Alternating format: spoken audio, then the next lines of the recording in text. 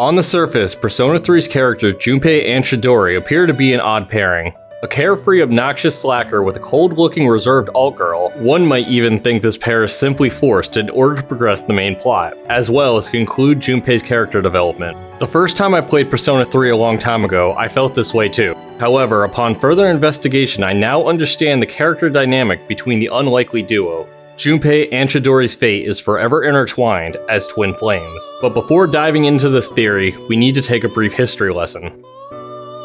In 1999, the founder of the New Age Church, Universal, and Triumph, Elizabeth Clare Prophet, published a book called Soulmates and Twin Flames, the spiritual dimension of love and relationships. This book would detail her beliefs on the idea of twin flames being individuals who come from the same spiritual energy and share a connection unique only to them. Although the idea of twin flames was first conceived in the 1886 novel A Romance of Two Worlds by Marie Corelli, the idea was popularized as a real-world phenomenon by Elizabeth Prophet. Prophet's book would use concepts from different religions such as Hinduism, Buddhism, and Christianity. Since the publication of Prophet's book, different takes and interpretations on what twin flames really are have popped up in New Age spirituality circles. Many of these different interpretations of twin flames run parallel to the connection between Junpei and Chidori. But before getting into the details, a spoiler warning for all things Persona 3 related must be stated. You have been warned. A commonality that groups have on twin flames is that two individuals are two halves of greater being, a connection that exists across lifetimes trying to reconnect. As mentioned earlier, Junpei and Chidori appear to be complete opposites. Junpei is carefree and lives for the moment, wanting human connection with those around him, while Chidori is cold and distant, afraid to form a connection with anyone due to brainwashing from Takaya and her own trauma. Trauma, specifically abandonment, is an area in which the two have in common despite never needing to explicitly talk about it, which is seen as a common connector between flames. Most of Chidori's childhood was spent as an experiment with no parental figure, while Junpei grew up with an abusive alcoholic father and presumably absent mother. Both struggle with human connection and abandonment, but handle their suffering through different means. Like the yin and yang symbol, twin flames both mirror one another, as well as balance one another through opposites. If both were originated from the same energy, this makes a lot of sense. Junpei hides his pain and loneliness and feelings of inadequacy with his upbeat demeanor, while Chidori doesn't hide anything from the world except for her fear of connection. Junpei is always trying to stand out amongst the group, showing signs of insecurities where there is praise toward the protagonist. His place within the team is nearly obsolete, with the protagonist being a better fire user and Akihiko being a better physical attacker, the two main traits he can bring to battle. Chidori, however, doesn't need validation from her peers, simply playing the supportive role of the group while saying almost nothing at every confrontation. Outside of being persona users, however, both feel that they have no purpose in the world, but are able to find purpose in life once united. Junpei's fear and hesitation for eliminating the Dark Hour are washed away as his bond with Chidori grows, and is at peace with the idea of returning to a normal life with her. That is, until the night of November 22nd. So it worked. I can hear you. The sound of your beating heart. But that's all I needed to know.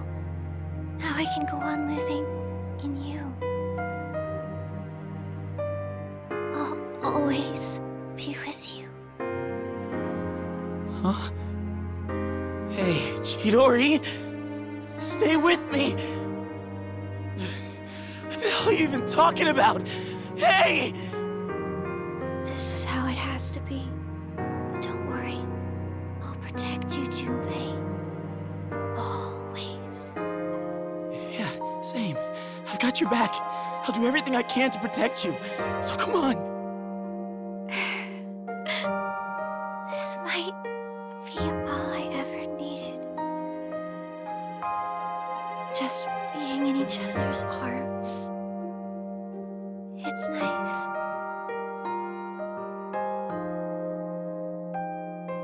Chidori! I love you, Junpei. Thank you.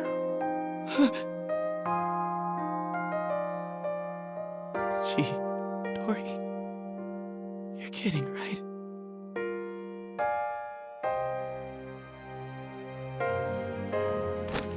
Chidori, say something, please.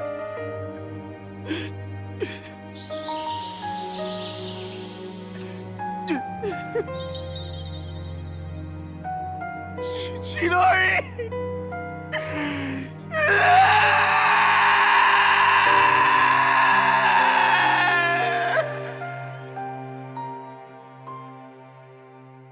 On the night of Chidori's death, Junpei awakens to his persona's true form, except this wasn't a normal awakening, but a fusion between his persona Hermes and Chidori's persona Medea. Personas are manifestations of a person's subconscious and psyche, which twin flame theory claims a psychic connection between two flames exists. The creation of Junpei's new persona Trismegistus, I believe, is the singular entity that once existed and split apart but are now united once again. This connection drew Junpei's attention on that fateful summer day when he laid eyes on the girl in the white dress for the first time. No matter what, he would visit her whenever he could, despite not having the courage to talk to girls normally. No facade was needed. Junpei could openly be his true self with Chidori because she is his other half. The real-world origins of Trismegistus is the fusion of Greek god Hermes, which is Junpei's initial persona, and the Egyptian god Thoth. The Persona series is in many ways based on New Age spirituality and psychology, with a focus on Carl Jung's theories of one's true self, one's shadow, and the collective conscious, which funny enough is based on old Buddhist beliefs. Much like the fusion of older beliefs rolled into the Prophet's Book of Twin Flames, Trismegistus is a newer age version of two older entities. This can also be paralleled to the old versions of Junpei and Chidori prior to allowing themselves to reunite. We can also compare and contrast the skills that Junpei and Chidori use in battle to further draw conclusions. Junpei specializes in physical attacks that drain HP, while Chidori is a supportive type that heals. Once their personas fuse, Junpei feels like a more complete character gameplay-wise by inheriting Spring of Life to restore HP that is likely to be used on every turn. With Chidori now being within Junpei, we can see her supporting him by covering his weaknesses. Twin flames are said to produce spiritual growth in one another, which Chidori does passively within Junpei after her passing. This is further shown in Persona 3 Reload with Junpei's second Theurgy attack, Blaze of Life, where at the end of the attack we see Chidori's spirit healing him. Furthermore, the most on-the-nose evidence of them being twin flames is also that they're both fire users as secondary roles. So yeah, two fire users whose primary roles are complete opposite that work in harmony as a single unit, almost like they were meant to be a singular entity. Going back to the 1886 novel, A Romance of Two Worlds, twin flames are outlined as a connection that transcends a simple relationship of romance. Now realize that there is no soul on the earth that is complete, alone. Like everything else, it is dual. It is like half a flame that seeks the other half, and is dissatisfied and restless until it attains its object. Lovers, misled by the blinding light of love, think they have reached completeness when they are united to the person beloved.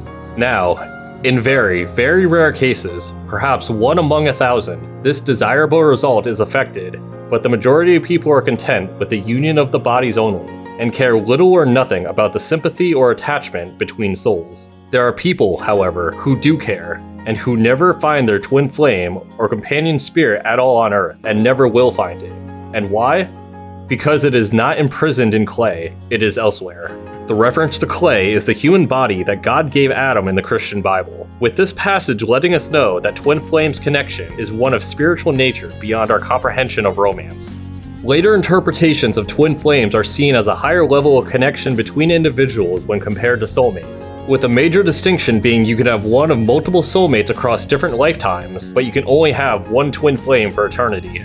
It is further believed that twin flames who reunite spark spiritual growth between one another. Another passage from the novel reads, "By that electric spark within me, of which thou art the twin flame, I ask of thee to send me this one more poor human soul. Let me change its unrestfulness into repose, its hesitation to certainty, its weakness to strength." Both Junpei and Chidori want what is best for one another at a certain point. Even prior to this, Junpei treats her with respect and kindness, despite her kidnapping him and being an enemy of C's. While being interrogated by Mitsuru, Chidori only responds to Junpei. A sense of trust is shared between them that puts her at ease. For the next 2 months, Junpei would continue to visit Chidori in the hospital, and during this period he's the happiest his character has ever been. The two continue to open up to one another, with Junpei growing as an insecure loner to a stoic man, ready to do whatever it takes to protect her.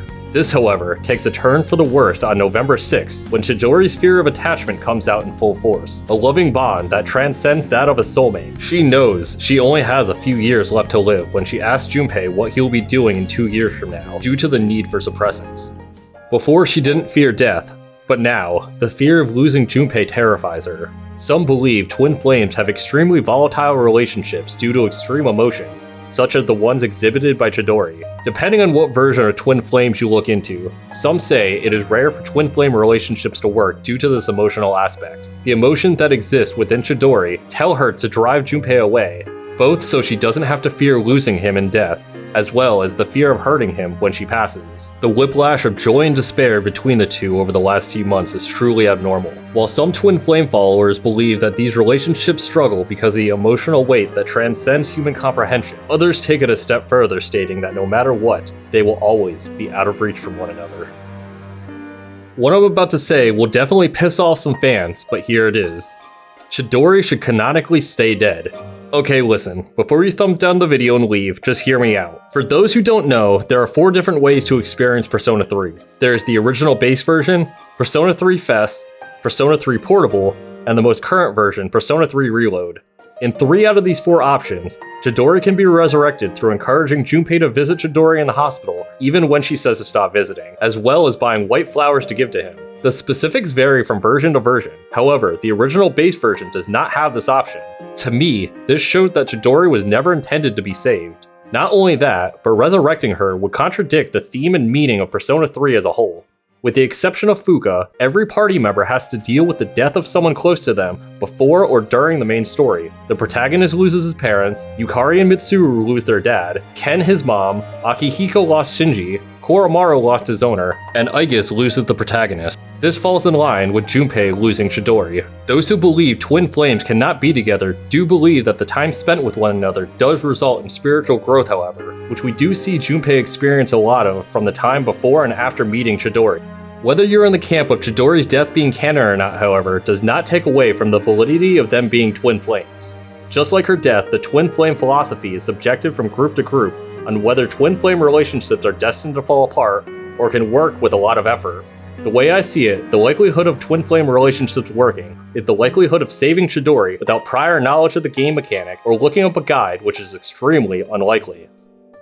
So there you have it. The unusual duo is brought together through forces that existed since the beginning of time. These two have experienced the full cycle of love and loss in a mere 3 months' time, but will be bonded together long after their passing.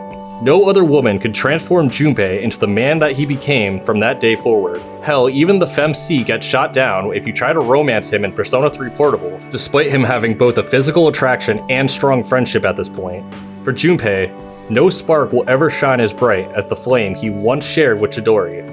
I've been your host, Fake Alias. If you have any thoughts on this topic, be sure to let me know in comments below. Also, be sure to like and subscribe for more videos.